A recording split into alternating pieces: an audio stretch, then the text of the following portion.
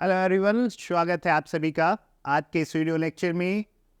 दोस्तों, आज के इस वीडियो लेक्चर में हम लोग पढ़ने वाले हैं प्रकाश के अपवर्तन का जो अगला पार्ट है उसको हम लोग डील करने वाले हैं, और स्पेशली हम लोग इसमें लेंस के बारे में समझने वाले हैं। इससे पहले जो इस चैप्टर से रिलेटेड बेसिक्स है उसको हमने कवर कर लिया है। उम्मीद है आपने उस वीडियो को ज़रूर देखा होगा। चलिए, तो आज के इस वीडियो में हम लोग आज ये कवर करेंगे कि लेंस होता क्या है, उससे रिलेटेड जो भी कॉन्सेप्ट्स हैं उसको हम लोग देख लेते हैं। और इसके अगले वीडियो लेक्चर में हम लोग देखेंगे कि आखिर एक लेंस में किरण आरेख किस प्रकार हम लोग बनाते हैं। तो देखिए, करना ये है कि आपको इस वीडियो लेक्चर को, अगर आप अगले वीडियो को समझना चाहते हैं, अगले लेक्चर को समझना चाहते हैं, तो आपको ज़रूर से ज़रूर क्या करना होगा, इस वीडियो लेक्चर को पूरा देखना पड़ेगा। क्योंकि जब तक आप बेसिक कॉन्सेप्ट नहीं समझोगे तब तक आपको पूरा जो है आगे जब भी हम लोग किरण आरेख खींचेंगे वो चीज़ें समझ में नहीं आने वाली हैं। तो चलिए शुरू करते हैं और सबसे पहले देख लेते हैं कि आखिर हम लोग आज क्या क्या पढ़ने वाले हैं। तो देखिए, आज हम लोग देखेंगे कि लेंस होता क्या है, लेंस के प्रकार कितने होते हैं, लेंस से जुड़े जो भी टर्म हैं उसको भी हम लोग कवर करने वाले हैं। फिर प्रतिबिंब क्या होता है, ऐसे हमने प्रतिबिंब पहले भी पढ़ा था, है ना, जब हमने प्रकाश का परावर्तन पढ़ा था। तो आज के इस वीडियो में हम लोग अपवर्तन में किस प्रकार प्रतिबिंब बनता है वो हम लोग देखेंगे, और यहाँ पे भी प्रतिबिंब से जुड़े कुछ कॉन्सेप्ट्स को भी देखने वाले हैं। तो अभी तक आपने ज़रूर मुझे लगता है कि जो भी कॉन्सेप्ट है ऐसे आपने ज़रूर ये सिलेबस एक बार ज़रूर अभी पढ़ा होगा, क्योंकि लगभग एग्ज़ाम्स आ चुके हैं। तो उम्मीद है कि आपने एक बार ज़रूर पहले पढ़ा होगा। जो एक बार क्विक रिवीजन के लिए हम लोग इसको फटाफट देख लेते। तो चलिए शुरू करते हैं और देखते हैं कि आखिर लेंस होता क्या है। तो देखिए, लेंस क्या होता है। लेंस क्या होता है, एक पारदर्शक पदार्थ का टुकड़ा होता है ना। ऐसे जो एक निश्चित ज्यामितीय सतह से घिरा होता है। ऐसे हम लोग को जो है इस पूरे लेक्चर में हम लोग को दो ही प्रकार के लेंस को पढ़ना है, उत्तल लेंस और अवतल लेंस। ऐसे और भी प्रकार के लेंस होते हैं, लेकिन हम लोग उसके बारे में डिस्कशन नहीं करने वाले हैं। तो मैं आपको पहले ही क्लियर कर देता हूँ कि हम लोग को दो ही लेंस पढ़ना है, और उसी पॉइंट ऑफ व्यू से हम लोग सारे डेफिनेशंस को देखने वाले हैं, सारे कॉन्सेप्ट को देखने वाले हैं। तो लेंस पारदर्शक पदार्थ का एक टुकड़ा होता है जो दो निश्चित ज्यामितीय सतहों से घिरा होता है ना। अभी हम लोग जो पढ़ने वाले हैं उसमें उसके हिसाब से हमारे पास लेंस के दो प्रकार हैं, एक उत्तल लेंस है और एक अवतल लेंस। ठीक है, तो देखिए उत्तल लेंस कैसा होता है। तो आपको उत्तल लेंस जो होता है वो कुछ इस प्रकार का होता है। इसमें दो सतह है और ये बीच में मोटा होता है और किनारे की ओर पतला होता है ना। तो इस प्रकार के लेंस को हम लोग कहते हैं उत्तल लेंस। ठीक है, वैसा लेंस जिसमें क्या होता है, किनारे की अपेक्षा बीच का भाग मोटा होता है, उसको हम लोग उत्तल लेंस कहते हैं, है ना। या फिर ऐसे बोलिए, वैसा लेंस जो बीच में मोटा होता है और किनारे की ओर पतला होता है उसे हम लोग उत्तल लेंस कहते हैं, है ना। यहाँ पे ऐसा डेफिनेशन आपको लिखा गया है, आप देख सकते हो। आप के लिए डेफिनेशन जहाँ तक हमने प्रयास किया है कि आप डेफिनेशन जो है आपको प्रोवाइड करा दिया जाए ताकि आप अच्छे से अपना तैयारी कर पाएँ। ठीक है, तो उत्तल लेंस किसे कहते हैं, वैसा लेंस जिसकी में किनारे की अपेक्षा बीच का भाग जो होता है वो मोटा होता है, उसको हम लोग कहते हैं उत्तल लेंस। और अवतल लेंस इसका ठीक उल्टा होता है, कुछ इस प्रकार से। इसमें क्या होता है कि किनारे की अपेक्षा बीच का भाग जो होता है वो पतला होता है। तो इस प्रकार के लेंस को हम लोग कहते हैं अवतल लेंस। ठीक है, तो फिलहाल ये जनरली क्या होता है, हम लोग देखते हैं ग्लास का बना होता है या फिर आजकल फाइबर का बना हुआ आ रहा है। तो आपको इन दोनों को देख लेना है। ऐसे आप चाहो तो इसको टच करके देख सकते हो, अगर आप अवेलेबल हो अपने आसपास। आप जो भी लोग ग्लास यूज़ करते हैं उसके ग्लास को टच करके आप देख सकते हो कि वो उत्तल है कि अवतल लेंस है। ठीक है, जो भी चश्मा जो लोग लगाते हैं उनसे आप चाहो तो मांग के देख सकते हो टच करके। अगर आप प्रैक्टिकली देखना चाहो, ऐसे आपके स्कूल में भी ये अवेलेबल रहता है, तो आप वहाँ से अपने लैब में जाके भी देख सकते हो कि किस प्रकार का होता है। तो अब देखते हैं क्या कि इससे जुड़े जो जो कॉन्सेप्ट है उनको देखते हैं हम लोग। अभी हमने क्या देखा कि उत्तल लेंस कहते किसे हैं, अवतल लेंस किसे कहते हैं। अब इससे जुड़े जो भी कॉन्सेप्ट हैं उसको एक बार देख लेते हैं। तो हम लोग को क्या क्या देखना है, तो हम लोग को एक पहला टर्म है द्वारक, फिर हम लोग पढ़ेंगे लेंस का वक्रता केंद्र क्या होता है, लेंस का मुख्य अक्ष क्या होता है, उसके बाद है लेंस का प्रकाश केंद्र क्या होता है। तो इस प्रकार से हम लोग इन सबको एक एक करके समझते हैं। तो देखिए, लेंस की वृत्तीय परिधि के व्यास को उसका द्वारक कहते हैं। लाइक जैसे मान लीजिए कि हमारे पास क्या है, कुछ इस प्रकार का लेंस है ना, मैं उसको सामने से देख रहा हूं, तो इसका जो व्यास होगा इसी को हम लोग क्या कहेंगे, इसी को कहेंगे द्वारक, है ना। इसके वृत्तीय परिधि के व्यास को, है ना, जब आप मान लो कि आप चश्मा खरीदने जाते हो तो वहां पे जो लेंस उसमें दिया जाता है, जब आप खरीदोगे तो वो ऐसा गोला रहता है ना। तो इसका जो व्यास हुआ इसी को हम लोग क्या कहेंगे, द्वारक कहेंगे। अगर आप साइड से देख रहे हो, है ना, बगल से देख रहे हो, तो बगल से आप जब देखते हो तो कुछ ऐसा दिखता है। अगर उत्तल लेंस देख रहे हो तो इस कंडीशन में क्या होगा, ये वाला जो लाइन होगा ये इसके वृत्तीय परिधि के व्यास को दिखाएगा। तो इसको हम लोग क्या कहेंगे, इसी की लंबाई को हम लोग द्वारक कहेंगे। ठीक है, तो कोई भी लेंस हो, है ना, चाहे वो उत्तल हो या अवतल हो, अगर अवतल लेंस होगा तो इसमें भी क्या होगा, कुछ इस प्रकार से होगा। तो इसका जो ये लेंथ होगा ऐसे, है ना, इसी को हम लोग क्या कहेंगे, इसको कहेंगे हम लोग द्वारक। ठीक है, हम लोग कहाँ से देख रहे हैं, जैसे इस प्रकार से लेंस है तो हम लोग इस साइड से देख रहे हैं, है ना, तो हम लोग को ऐसा दिख रहा है, और इधर से देखेंगे, है ना, तो ऐसा दिखेगा। ठीक है, तो इसी का जो व्यास है वो क्या है, वो द्वारक कहलाता है। ठीक है, अब है लेंस का वक्रता केंद्र। ठीक है, तो अब लेंस का वक्रता केंद्र क्या होता है, तो एक लेंस में ना दो ज्यामितीय सतह होता है। जैसे आप देखोगे एक उत्तल लेंस है हमारे पास ऐसे, तो इसका एक ये ऐसा कुछ सतह ये गोलीय भाग से बना होगा, और दूसरा जो है ये इधर गोलीय भाग से बना होगा, है कि नहीं।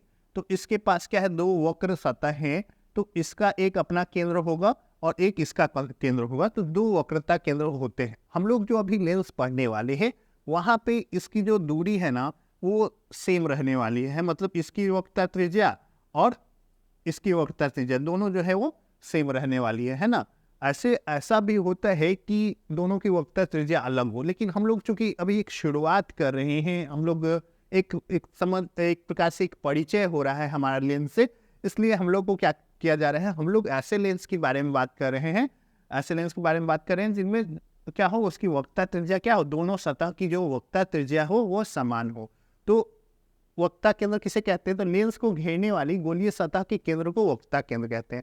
लेंस को घेरने वाली गोलीय सतह कौन सी है, तो लेंस को घेरने वाली गोलीय सतह अगर देखी जाए तो एक ये है हमारे पास, है ना, और दूसरी जो है दूसरी इधर है ना। तो इसी के केंद्र को हम लोग क्या कहेंगे, वक्रता केंद्र कहेंगे। तो इस वाले के लिए क्या हुआ, ये वाला जो ऐसे घूमा तो इसका केंद्र यहाँ है, और दूसरा जो है हमारे पास उसका ये वाला जो है ये कंप्लीट हो रहा है, तो इसका केंद्र कहाँ है, यहाँ है। तो दो वक्रता केंद्र होते हैं एक लेंस में।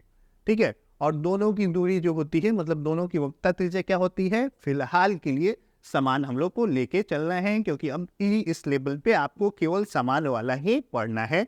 तो क्या है, लेंस का वक्रता केंद्र क्या है, तो लेंस को घेरने वाली गोलीय सतह के केंद्र को हम लोग क्या कहते हैं, वक्रता केंद्र कहते हैं, है ना, लेंस का वक्रता केंद्र कहते हैं। अब लेंस का मुख्य अक्ष क्या होता है, तो इसके केंद्रों को, है ना, लेंस के वक्रता केंद्रों को मिलाने वाली रेखा को ही हम लोग क्या कहते हैं, लेंस का मुख्य अक्ष कहते हैं। जैसे यहाँ पे ये वाला जो लाइन हुआ, है ना, ये केंद्र हो गया। मान लीजिए हम इसको C1 से लिख रहे हैं और इसको C2 से लिख रहे हैं, तो इसको मिलाने वाली जो काल्पनिक रेखा है या इससे होकर जो गुजरने वाली रेखा है, इसी को हम लोग क्या कहेंगे, इस लेंस का मुख्य अक्ष कहेंगे। ठीक है, तो आई थिंक आपको समझ में आ गया होगा, चाहे आप उत्तल लेंस की बात करें या अवतल लेंस की, है ना।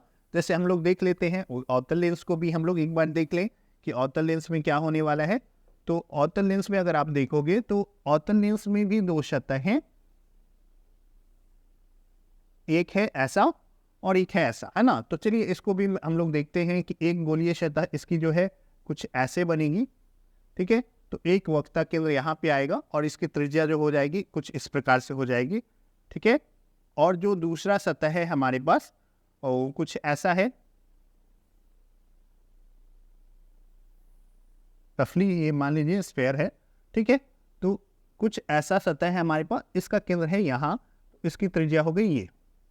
ठीक है, तो इसमें भी आपको ये मान के चलना है कि दोनों की त्रिज्या क्या है, दोनों गोलीय सतह की त्रिज्या से बराबर है, और इन दोनों वक्ता केंद्रों को मिलाने वाली जो रेखा है ना, इसी को हम लोग क्या कहेंगे, इसको कहेंगे हम लोग लेंस का मुख्य अक्ष, या इससे होके गुजरने वाली जो रेखा है उसको हम लोग लेंस का मुख्य अक्ष कहते हैं।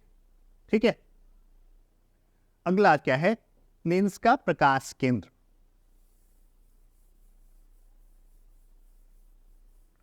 तो प्रकाश केंद्र की अगर बात करें हम लोग, तो प्रकाश केंद्र किसको कहते हैं, तो देखिए इसमें होगा क्या कि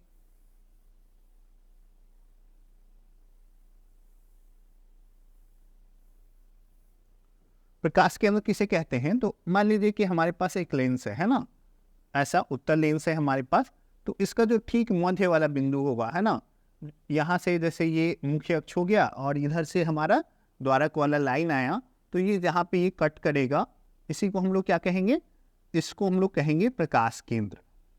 ठीक है, क्या कहेंगे, प्रकाश केंद्र, है ना। इस बिंदु को क्या कहेंगे, प्रकाश केंद्र कहेंगे। अच्छा, तो आखिर इसका महत्व क्या है ना, जैसे ही हमने बोला कि ये प्रकाश केंद्र है, तो हम लोग आखिर पढ़ क्यों रहे हैं, है ना, तो इसको इसलिए पढ़ रहे हैं क्योंकि एक पतले लेंस में, है ना, हम लोग जितना भी पढ़ने वाले हैं वो इसमें ये भी एक कंडीशन लगा हुआ है कि हम लोग पतले लेंस की बात कर रहे हैं, मोटे लेंस की बात नहीं कर रहे हैं। तो एक पतले लेंस में क्या होता है कि प्रकाश केंद्र से अगर कोई किरण पास होती है, लाइक अगर कोई किरण ऐसे आएगी, तो वो क्या होगी, बिना अपवर्तन के सीधी रेखा में गुजर जाती है, चाहे वो इधर से आए या इधर से आए, है ना, उसकी दिशा में कोई परिवर्तन नहीं होगा, मतलब कोई अपवर्तन नहीं होगा, चाहे वो उत्तल लेंस हो या फिर हमारे पास क्या हो, अवतल लेंस हो। आप दोनों प्रकार के लेंस में देखेंगे, जब हम लोग किरण आरेख खींचेंगे तो हम लोग इसका इस्तेमाल भी करने वाले हैं, तो आपको ये पता होना चाहिए। ये है हमारे पास मुख्य अक्ष, और मान लीजिए कि यहाँ पे हमारा जो है ये हमारा प्रकाश केंद्र है। तो अगर कोई भी किरण, है ना, कोई किरण अगर क्या हो रही है, प्रकाश केंद्र से होके ऐसे पास कर रही है, तो उसकी दिशा में कोई बदलाव नहीं होगा, कोई विचलन नहीं होगा, उसमें कोई क्या होगा, अपवर्तन नहीं होगा। ठीक है, चाहे वो लेंस उत्तल लेंस हो या अवतल लेंस हो, है ना। तो किसी पतले लेंस का प्रकाश केंद्र उसके मुख्य अक्ष पर स्थित वह बिंदु है जिससे होकर जाने वाली किरण लेंस से अपवर्तन के बाद बिना विचलन के सीधे निकल जाती है। तो आई थिंक क्लियर हो गया होगा। इसका इस्तेमाल हम लोग बहुत ज्यादा करने वाले हैं आगे, जब हम लोग किरण आरेख खींचेंगे, है ना। तो इस चीज का आपको ध्यान रखना है, याद रखना है ना। चलिए आगे बढ़ते हैं। एक चीज जो इंपॉर्टेंट पॉइंट है, मोटे लेंस में अगर बात करें तो प्रकाश केंद्र से होकर गुजरने वाली किरण लेंस पर आपतित किरण के समांतर निकलती है ना। अगर हम लोग क्या करें कि इस लेंस की मोटाई जो है वो बढ़ा दे, है ना, लाइक हम लोग कुछ ऐसे मोटे कर दे, ऐसा मोटा कर दे लेंस को, है ना। हम लोग ये सबको मान चुके हैं कि पतला लेंस है, इसलिए हमने ऐसे ड्रॉ किया है। लेकिन अगर आप ऐसे देखेंगे तो अगर प्रकाश केंद्र की दिशा में, यहाँ पे प्रकाश केंद्र है, तो इसकी दिशा में कोई किरण क्या होगी, आपतित होगी, तो इस प्रकार से ये परावर्तित होगी कि ये इस सीधे रेखा पे नहीं जाके ये क्या हो जाएगी, तो ये कहीं ना कहीं इसके समांतर इस प्रकार से जाएगी कि कुछ इस प्रकार से, मतलब समांतर निकलना, एक मिनट, कुछ इस प्रकार से निकलेगी। मान लीजिए कि मैं यहाँ पे लाता हूँ इसको और यहाँ से कुछ ऐसे भेजता हूँ, है ना। तो एक मोटे लेंस में क्या होता है कि मोटे लेंस में कोई किरण अगर आपतित हो रही है ना प्रकाश केंद्र की दिशा में, तो वो अपवर्तन के बाद हमेशा इस किरण के समांतर आएगी। मतलब ये लाइन को अगर हम लोग बैकवर्ड ट्रेस करेंगे ऐसे पीछे की ओर, तो ये दोनों एक दूसरे के समांतर हो जाएंगे, है ना। तो इस चीज का भी आपको ध्यान रखना है, ऑब्जेक्टिव में पूछा जा सकता है ना। तो ऐसे हम लोग को पढ़ना केवल पतला लेंस ही है। चलिए आगे बढ़ते हैं, कुछ और भी कॉन्सेप्ट देख लेते हैं। अब देखते हैं उत्तल लेंस का मुख्य फोकस या द्वितीय मुख्य फोकस क्या होता है। हमने दर्पण में देखा था फोकस क्या होता था, तो कोई अगर किरण मुख्य अक्ष के समांतर आ रही है तो वो दर्पण से परावर्तन के बाद मुख्य अक्ष के एक निश्चित बिंदु से ही गुजरती थी, है ना। तो उसको हम लोग कहते थे फोकस। कुछ ऐसा ही कॉन्सेप्ट यहाँ भी होने वाला है, बस ये अंतर है कि चूंकि दर्पण में किरणें दर्पण के पार नहीं जाती थी, इसलिए हम लोग को उधर के बारे में सोचना नहीं पड़ता था, किरणें जो है फिर वापस ही आने वाली हैं। लेकिन इस बार लेंस में क्या होता है, चूंकि अपवर्तन हो रहा है तो किरण का रास्ता तो बदलेगा, लेकिन वो दूसरी ओर चली जाएगी। ठीक है, तो हम लोग करेंगे क्या, यहाँ पे जो द्वितीय मुख्य फोकस है या मुख्य फोकस, देखिए यहाँ पे 2 चीज आपको ध्यान देना है। क्या लिखा हुआ है, मुख्य फोकस, है ना, या द्वितीय मुख्य फोकस, है ना। द्वितीय फोकस को ही मुख्य फोकस ही कहा जाता है। अगर आपको सीधे बोला जाए उत्तल लेंस का फोकस, तो आपको मुख्य फोकस या द्वितीय मुख्य फोकस ही समझना है, ठीक है। और इसको लिखते हैं हम लोग F2 से, ठीक है, यहाँ पे है। तो इसमें डेफिनेशन क्या है, तो मुख्य अक्ष के समांतर आपतित किरणें लेंस से अपवर्तन के बाद जिस बिंदु पे, मुख्य अक्ष के जिस बिंदु पे अभिसरित होती है या जिस बिंदु पे कटती हैं, उसी बिंदु को हम लोग कहते हैं उत्तल लेंस का द्वितीय मुख्य फोकस या सीधे मुख्य फोकस या सीधे फोकस, ठीक है। क्या है, मुख्य अक्ष के समांतर आपतित किरणें लेंस से अपवर्तन के बाद, लेंस से परावर्तन नहीं बोलेंगे, लेंस से अपवर्तन के बाद मुख्य अक्ष के इस बिंदु पर मिलती हैं, है ना। आप यहाँ पे देख पा रहे होंगे कि यहाँ पे क्या हो रहा है, ये किरणें जो है अपवर्तन के बाद मुख्य अक्ष की इस बिंदु पे मिल रही है ना, इस बिंदु पे मिल रही है। तो इसी बिंदु को हम लोग क्या कहेंगे, इसका मुख्य फोकस कहेंगे। एक चीज यहाँ नोटिस करने वाली बात यह है कि आप देखोगे क्या, एक लेंस में जब किरण पास होती है ना, तो मान लीजिए कि यहाँ पे, तो जैसे ही यहाँ पे किरण आई, तो यहाँ पे इसको माध्यम में बदलाव मिल चुका है, ठीक है। जैसे ही यहाँ पे हवा है और इधर मान लीजिए कि शीशा का लेंस बना हुआ है, तो माध्यम में परिवर्तन हुआ, तो ये अपना क्या करेंगे, दिशा जो है वो बदल लेगी। मान लीजिए कि कुछ ऐसी चली गई, मुझे नहीं पता किधर जाएगी इधर जाएगी, है ना, वो हम लोग बाद में सोचेंगे। फिलहाल मैं कॉन्सेप्ट के लिए बता रहा हूँ कि ऐसे जानी ऐसे ही चाहिए मेरे हिसाब से, ठीक है। तो क्या होगा कि अगर यहाँ से यहाँ किरण आए, तो यहाँ पे क्या हो जाएगा, क्योंकि माध्यम में परिवर्तन हो रहा है, तो इसका दिशा जो है बदल गया। फिर यहाँ पे आए, तो यहाँ पे क्या हुआ कि फिर से माध्यम में परिवर्तन, ग्लास से हवा में, है ना। तो कुछ ये क्या हो जाएंगी, कुछ मान लीजिए इधर चली जाएगी, है ना। तो हम लोग क्या करते हैं, एक लेंस में देखेंगे क्या कि जब एक किरण आर पार जाती है ना, तो उसका 2 बार अपवर्तन होता है, ठीक है। कितनी बार, 2 बार अपवर्तन हो रहा है, इस चीज का आपको नोटिस करना है। लेकिन हम लोग जब किरण आरेख खींचेंगे ना, इस दोनों का कंबाइंड इफेक्ट हम लोग सीधे क्या करेंगे, इस किरण को एक्चुअल में लाएंगे बीच में, है ना। आप देख पा रहे हो कि यहाँ पे एक लाइन बना हुआ है, हम लोग लाए कहाँ है, बीच में, है ना। और यहाँ से हम लोग फाइनल जो भी हमारा रिजल्ट आएगा, मान लीजिए कि इस दिशा में गई, तो हम लोग अप्रोक्सीमेटली उस दिशा में मुड़ रहे हैं, ठीक है। तो एक अप्रोक्सीमेशन, एक सन्निकट मान हम लोग जो एक्चुअल में ड्रॉ कर रहे हैं, ऐसा 100% नहीं होने वाला है ना। ये हम लोग एक रफ डायग्राम बना रहे हैं, इस चीज का भी आपको ध्यान रखना है, ठीक है। समझ में आ रहा होगा क्या करना है, हमको एक रफ डायग्राम जो हम लोग बना रहे हैं वो एक्चुअल डायग्राम नहीं होगा वैसा, है ना।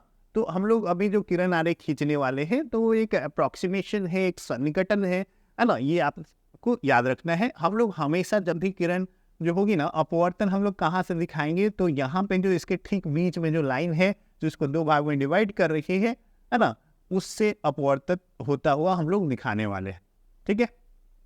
चलिए, तो ये आपको समझ में आया। इसको हम लोग लिखते हैं F2 से, और यहाँ से यहाँ तक की जो दूरी होगी उसी को हम लोग क्या कहेंगे, लेंस की, उत्तल लेंस की फोकस दूरी, है ना। उत्तल लेंस की फोकस दूरी आगे चल के जब हम लोग पढ़ेंगे, तो नियामक जो चिन्ह परिपाटी है उसके हिसाब से, चूंकि इधर की ओर जा रही है, तो ये धनात्मक मानी जाएगी, है ना। क्योंकि जब भी हम लोग ऐसा बोलेंगे कि उत्तल लेंस की फोकस दूरी, तो हमेशा किसका मतलब होगा, F2 का, है ना। प्रथम फोकस दूरी बोलेंगे तब हम लोग आएंगे F1 पे, क्लियर।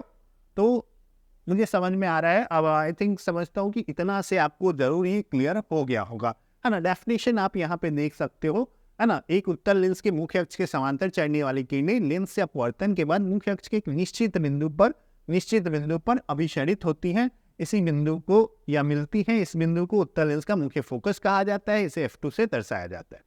अगर बात करें प्रथम मुख्य फोकस की, तो इसका क्या कॉन्सेप्ट है, तो अगर कोई किरण इस फोकस से होके अगर लेंस पे जाके पड़ती है ना, अगर लेंस पे आपतित होती है इस फोकस से होके, चाहे वो किधर कैसे भी है, लेकिन वो फोकस से होती हुई गुजर रही है और इस पे आ रही है, तो ऐसा देखा जाएगा क्या कि ये अपवर्तन के बाद ना मुख्य अक्ष के समांतर हो जा रही है ना। तो इसी बिंदु को हम लोग क्या कहेंगे, प्रथम मुख्य फोकस कहेंगे, है ना। तो उत्तल लेंस के मुख्य अक्ष पर एक निश्चित बिंदु से आती किरणें लेंस से अपवर्तन के बाद मुख्य अक्ष के समांतर हो जाती है, इस बिंदु को उत्तल लेंस का प्रथम मुख्य फोकस कहा जाता है। लिखेंगे हम लोग इसको F1 से, ठीक है। चलिए, तो देखिए इसका भी हम लोग इस्तेमाल करेंगे किरण आरेख में, है ना। एक तो हमने देखा प्रकाश केंद्र से अगर कोई किरण पास हो रही है उसमें कोई विचलन नहीं होगा। दूसरा हमने क्या देखा कि अगर समांतर आ रही है कोई किरण तो क्या होगा, फोकस से होके पास करेगी, और फोकस से होके आ रही है तो ये इस पार समांतर हो जाएगी, है ना। ये सब कॉन्सेप्ट जो है हम लोग यूज करने वाले हैं किसमें, तो किरण आरेख खींचने में। ठीक है, तो आई थिंक आपको ये क्लियर हो गया होगा। नहीं हुआ है तो आपको बार बार वीडियो देखना चाहिए एक बार, है ना, क्योंकि अब मैं यही कह सकता हूँ, क्योंकि हम लोग अभी लाइव है नहीं, तो आप हमें अभी तो पूछ सकते नहीं हो, फिर भी आप चाहो तो कोई भी प्रॉब्लम हो तो आप ज़रूर हमें कमेंट कीजिएगा, ताकि हम उस पर हम लोग प्रयास करेंगे कि आपको ज़्यादा से ज़्यादा जो है वो हेल्प किया जाए। चलिए नेक्स्ट देखते हैं अवतल लेंस। अवतल लेंस की अगर बात करें तो हम लोग जान रहे हैं कि ये बीच में क्या है, पतला है, किनारे पे मोटा है। यहाँ पे अगर देखेंगे तो यहाँ पे जो है F2 जो होगा ना, लेंस के इस पार होगा, और F1 जो होगा वो उस पार होगा, है ना, दोनों अलग अलग है। ठीक है, और हमेशा F2 को ही मुख्य फोकस बोला जाता है, या फोकस जब भी बोला जाएगा अवतल लेंस का फोकस तो F2, चाहे उत्तल लेंस का फोकस तब भी किसकी बात हो रही है, F2 की। F2 उत्तल लेंस में उस पार है, अवतल लेंस में इस पार है। ठीक है, तो इसमें क्या कॉन्सेप्ट है, तो देखिएगा क्या कि अगर मुख्य अक्ष के समांतर कोई किरण है, वो आ रही है, ये मान लीजिए कि ये मुख्य अक्ष है, मुख्य अक्ष के समांतर कोई किरण आ रही है ना, और वो लेंस पे आपतित हो रही है। फिर से देखिए यहाँ पे लेंस में हम लोग देख रहे हैं अपवर्तन कहाँ से दिखा रहे हैं, यहाँ से होता हुआ दिखा रहे हैं, है ना। इस चीज का आपको ध्यान रखना है हमेशा। ठीक है, तो अगर कोई किरण क्या हो रही है, मुख्य अक्ष के समांतर लेंस पे आपतित हो रही है अवतल लेंस पे, तो वो लगेगा क्या कि वो F2 से निकल रही है, इस प्रकार से वो अपवर्तित होगी, है ना। इसमें भी देखिए समांतर आ रही है तो ये अपवर्तित हो रही, कहाँ से, लग रहा है कि F2 से निकल रही। इसी बिंदु को हम लोग क्या कहेंगे, अवतल लेंस का मुख्य फोकस या द्वितीय मुख्य फोकस या सीधे फोकस कहेंगे, है ना। तो अवतल लेंस के मुख्य अक्ष समांतर चलने वाली किरणें लेंस से अपवर्तन के बाद मुख्य अक्ष के एक निश्चित बिंदु से गुजरती हैं। इसी को हम लोग क्या कहते हैं, अवतल लेंस का मुख्य फोकस कहते हैं। इसे F2 से सूचित किया जाता है। ठीक है, और देखेंगे चिन्ह परिपाटी के हिसाब से, तो चूंकि ये इस पार है तो ये ऋणात्मक मानी जाएगी, है ना। अवतल लेंस का प्रथम मुख्य फोकस F1, तो ये इस पार होगा। तो ये होता क्या है कि अगर एक उत्तल लेंस अवतल लेंस के मुख्य अक्ष के, इसमें क्या होगा, जैसे मान लीजिए कि ये है ना, ये मुख्य अक्ष है, तो अवतल लेंस के मुख्य अक्ष के एक निश्चित बिंदु की ओर आपतित किरणें लेंस से अपवर्तन के बाद मुख्य अक्ष के समांतर हो जाती है। इसी निश्चित बिंदु को हम लोग क्या कहते हैं, अवतल लेंस का प्रथम मुख्य फोकस कहते हैं, है ना। अवतल लेंस के मुख्य अक्ष के खास एक निश्चित बिंदु की दिशा में आपतित किरणें और लेंस से अपवर्तन के बाद, है ना, यहीं तक आई, और यहाँ से अपवर्तन के बाद ये क्या होगी, मुख्य अक्ष के समांतर हो गई। तो उस खास या निश्चित बिंदु को हम लोग क्या कहेंगे, अवतल लेंस का द्वितीय मुख्य प्रथम मुख्य फोकस कहेंगे। ठीक है, तो इस चीज का आपको क्या क्या ध्यान देना है, कुछ इंपॉर्टेंट पॉइंट यहाँ पे दिए गए हैं। चिन्ह परिपाटी के अनुसार उत्तल लेंस की फोकस दूरी धनात्मक, अवतल लेंस की फोकस दूरी ऋणात्मक मानी जाती है। एक पतले लेंस के लिए यदि उसके दोनों ओर एक ही माध्यम जैसे हवा हो, तो प्रकाश केंद्र से F1 और F2 की दूरियों के मान बराबर होते हैं। यहाँ पे एक्चुअल में छोटा वाला f होगा। ठीक है, क्या होगा, एक पतले लेंस के लिए यदि उसके दोनों ओर एक ही माध्यम जैसे हवा हो, तो प्रकाश केंद्र से F1 और F2 की दूरियों के मान, अर्थात जो फोकस दूरी है F1 F2, उसके मान बराबर होंगे। किसी लेंस की फोकस दूरी उसकी सतहों की वक्रता त्रिज्या पर निर्भर करती है। सतहों की वक्रता त्रिज्या जितना अधिक होगी, फोकस अर्थात लेंस जितना मोटा होगा, फोकस दूरी उतनी ही कम होगी, है ना। मान लीजिए कि अगर ये ज्यादा मोटा है ना, लेंस जितना लोग मोटा करेंगे उतना फोकस दूरी क्या होगा, क्योंकि ये गोला छोटा होता जाएगा तो फोकस दूरी इसकी आधी हो रही है ना, वक्रता त्रिज्या की। हाँ, तो ये और पतला रहेगा तो ये क्या हो जाएगा, ये गोला जो है वो बड़ा होगा, है ना। तो इस प्रकार से आप सोच सकते हो कि मोटा लेंस होगा तो उसका फोकस दूरी कम होगा, और पतला लेंस होगा तो उसका फोकस दूरी ज़्यादा होगा, है ना। हमारे आँख में भी इस कॉन्सेप्ट का यूज़ किया जाता है दूर और नज़दीक की चीज़ों को देखने के लिए। ठीक है, तो आई थिंक आपको अभी तक जो बताया गया है वो अभी तक क्लियर हो गया होगा। आपको कैसा लग रहा है हमारा ये प्रयास, आप ज़रूर बताइएगा। और इस चैनल को सब्सक्राइब करना भी नहीं भूलना है आपको, ठीक है, क्योंकि आपको हमारा पूरा प्रयास है कि अच्छे से अच्छे कंटेंट दिए जाएं, अच्छे तरीके से समझाया जाए और सिलेबस को जल्दी से जल्दी कवर करने का प्रयास किया जाए। चलिए आगे बढ़ते हैं। प्रतिबिंब। तो देखिए प्रतिबिंब में क्या है, तो हमने क्या देखा था, दर्पण में देखा था किसी बिंदु वस्तु से आती प्रकाश की किरणें दर्पण से परावर्तन के बाद जिस बिंदु पर मिलती है या जिस बिंदु से आती हुई प्रतीत होती है उसी को उस बिंदु स्रोत का प्रतिबिंब कहते हैं। या फिर अगर दूसरे तरीके से देखा जाए या वहाँ पे प्रतिबिंब बनता है एक्चुअल में बोला जाए तो सही तरीके से बोला जाए, ये डेफिनेशन उतना करेक्ट नहीं है ना, जितना कि आप मैं इस प्रकार से प्रतिबिंब क्या है, तो प्रतिबिंब एक अपीयरेंस है, एक प्रभाव है ना, जो हमें प्रतीत होता है कि नहीं। तो एक्चुअल में प्रतिबिंब हम लोग का जो डेफिनेशन हम लोग दे रहे हैं वो एक्चुअल में ये बता रहा है कि प्रतिबिंब वहाँ पे बनता है, ना कि प्रतिबिंब होता क्या है ना। तो आप जैसा चाहो, आप चाहो तो डेफिनेशन छोड़ भी सकते हो, मुझे नहीं लगता कि ये इतना इम्पोर्टेंट है, ऐसे भी प्रतिबिंब का डेफिनेशन पूछा नहीं जाता है, ठीक है। तो अगर हम लोग बात करें यहाँ पे लेंस में, तो यहाँ पे क्या होगा, तो किसी बिंदु स्रोत से आती प्रकाश की किरणें लेंस से अपवर्तन के बाद, चूंकि यहाँ पे तो दर्पण नहीं है, यहाँ पे कौन है, तो यहाँ पे है लेंस। तो लेंस से अपवर्तन के बाद जिस बिंदु पर मिलती हैं या मिलती हुई प्रतीत होती है ना, या से निकलती हुई प्रतीत होती है एक्चुअल में, उसी बिंदु पे क्या होगा, उसका प्रतिबिंब बनेगा, है ना। किसी बिंदु स्रोत से आती प्रकाश की किरणें किसी लेंस से अपवर्तन के बाद जिस बिंदु पर मिलती है या जिस बिंदु से आती हुई प्रतीत होती है उसे ही उस बिंदु को एक्चुअल में हम लोग उस बिंदु स्रोत का प्रतिबिंब कहेंगे। प्रतिबिंब दो प्रकार के होते हैं, ये आप पहले से जानते हो, फिर भी मैं बता देता हूँ कि एक है वास्तविक प्रतिबिंब और एक है काल्पनिक या आभासी प्रतिबिंब, ठीक है। दो प्रकार के प्रतिबिंब है, वास्तविक प्रतिबिंब और आभासी प्रतिबिंब।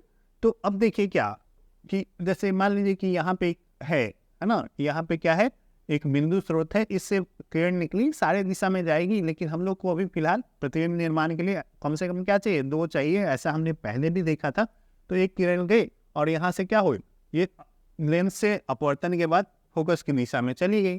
दूसरी किरण हम लोग क्या करेंगे, यहाँ प्रकाश केंद्र से गुजारेंगे, दोनों एक दूसरे को जहाँ पे काटेंगे वहाँ पे क्या हो जाएगा, प्रतिबिंब बन जाएगा। तो किसी लेंस से क्या हुआ, बिंदु स्रोत से आती प्रकाश की किरणें लेंस से अपवर्तन के बाद जिस बिंदु पर मिलती हैं या जिस बिंदु पर, अगर अवतल लेंस होगा हम लोग आगे देखने वाले हैं जब किरण आरेख देखेंगे, तो जिस बिंदु से आती हुई प्रतीत होती है वहीं पे उसका प्रतिबिंब बनता है ना। एक्चुअल में देखा जाए तो ऐसा ही बोलना चाहिए, ठीक है। चलिए, तो प्रतिबिंब दो प्रकार के होते हैं, आपने पहले भी देखा है, अभी भी इस यहाँ भी प्रतिबिंब दो ही प्रकार है। और अब हम लोग देखेंगे कि आखिर इन दोनों में क्या डिफरेंस है, क्या बेनिफिट है, किसमें क्या प्रॉपर्टी होती है, इसको हम लोग कवर करने वाले हैं, ठीक है। तो वास्तविक प्रतिबिंब किसको कहते हैं, तो हम लोग क्या होता है, वास्तव में जब मिलेंगी किरणें अपवर्तन के बाद तो वास्तविक प्रतिबिंब बनेगा, और वास्तविक में नहीं मिलेगी, है ना, आती हुई प्रतीत होगी, तो उस कंडीशन में क्या होगा कि जो प्रतिबिंब है वो आभासी बनेगा, ठीक है। अगर अपवर्तन के बाद किरण वास्तव में मिल रही है तो वास्तविक प्रतिबिंब, और अपवर्तन के बाद क्या हो रही है, आती हुई कहीं से प्रतीत हो रही है जिस बिंदु से, वहां पे आभासी प्रतिबिंब बनेगा। किसी बिंदु स्रोत से आती किरणें अपवर्तन के बाद जिस बिंदु पर वास्तव में मिलती है उसे उस बिंदु स्रोत का, यहाँ पे उस होगा केवल, है ना, बिंदु स्रोत का वास्तविक प्रतिबिंब कहते हैं, है ना। और किसी बिंदु स्रोत से आती किरणें अपवर्तन के बाद जिस बिंदु से आती हुई प्रतीत होती है उसे उस बिंदु स्रोत का आभासी प्रतिबिंब कहते हैं। कुछ प्रॉपर्टी है, वास्तविक प्रतिबिंब को पर्दे पे हम लोग प्राप्त कर सकते हैं, और ये वास्तविक प्रतिबिंब वस्तु की अपेक्षा हमेशा उल्टा बनता है। ये हमने परावर्तन में भी देखा था, प्रकाश के परावर्तन में, और यहाँ भी सेम कॉन्सेप्ट होने वाला है। अब देखोगे जब हम लोग किरण आरेख खींचेंगे ना, तो वहाँ पे भी आपको बहुत सारा सिमिलरिटी, एक्चुअल में केवल लेंस के इस पर आने के अलावा बाकी सारी चीजें मैच करती है ना। जो जिस स्थान पे प्रतिबिंब बन रहा था ना, जिस स्थान का, वही यहाँ पे भी बनने वाला है, बस लेंस बदल, जो वहाँ अवतल दर्पण में हो रहा था यहाँ पे उत्तल लेंस में होने वाला है, जो वहाँ पे उत्तल दर्पण में हो रहा था यहाँ पे अवतल लेंस में होने वाला है। यही ये दो बेसिक डिफरेंस आपको देखने को मिलने वाले हैं ना। लगभग सारी प्रक्रिया जो है वो सेम रहने वाली है। तो उम्मीद करता हूँ आपको ये सारी चीज़ें जो है समझ में आई होंगी। अगर आभासी प्रतिबिंब की बात करें तो आभासी प्रतिबिंब को पर्दे पर प्राप्त नहीं किया जा सकता है और ये हमेशा वस्तु की अपेक्षा सीधा बनता है ना। आपने देखा है, हम आपको पहले से भी पता है कि समतल दर्पण में जो प्रतिबिंब बनता है वो किस प्रकार का होता है, तो वो होता है हमारा आभासी प्रतिबिंब। तो वस्तु की अपेक्षा आप जैसे हो वैसा ही दिख रहा है ना। तो ये क्या है, आभासी प्रतिबिंब है ना। और वास्तविक प्रतिबिंब क्या होगा, उल्टा दिखता है। आप चम्मच में चाहो तो देख सकते हो, एक चम्मच लो, उल्टा करके ऐसे उसमें अपना फेस या कोई भी चीज़ सामने रख के देखो और अलग अलग लोकेशन पे आप जाओगे तो आपको क्या होगा कि उसका प्रतिबिंब जो है वो सीधा उल्टा अलग अलग लोकेशन के लिए, अलग अलग स्थान के लिए दिखेगा। ठीक है, तो आई थिंक आपको ये सारी चीज़ें जो है हम समझ में आ गई होंगी। मिलते हैं आपसे फिर अगले वीडियो लेक्चर में और आपको बस करना ये है कि चैनल को सब्सक्राइब कर लेना है। ज़रूरी पड़े, आपको अच्छा लगे, है ना, तो आप शेयर कीजिए और ज़रूर से ज़रूर अगर कोई प्रॉब्लम हो तो हमें कमेंट करना भी नहीं भूलना है। ठीक है, तो मिलते हैं आपसे अगले वीडियो लेक्चर में बहुत जल्द ही। अगला हम लोग देखने वाले हैं कि आखिर किरण आरेख एक जो है उत्तल दर्पण और उत्तल लेंस और अवतल लेंस में हम लोग किस प्रकार से किरण आरेख खींचते हैं, है ना। तो आपको अगर जल्दी चाहिए तो आपको बस करना कुछ नहीं है, एक लाइक कर देना है हमारे इस वीडियो को और बस हमारे चैनल को सब्सक्राइब कर लेना। मिलते हैं आपसे अगले वीडियो लेक्चर में। मज़े कीजिए, आप पढ़ाई कीजिए। इस वीडियो को देखने के लिए आप सभी का बहुत बहुत धन्यवाद।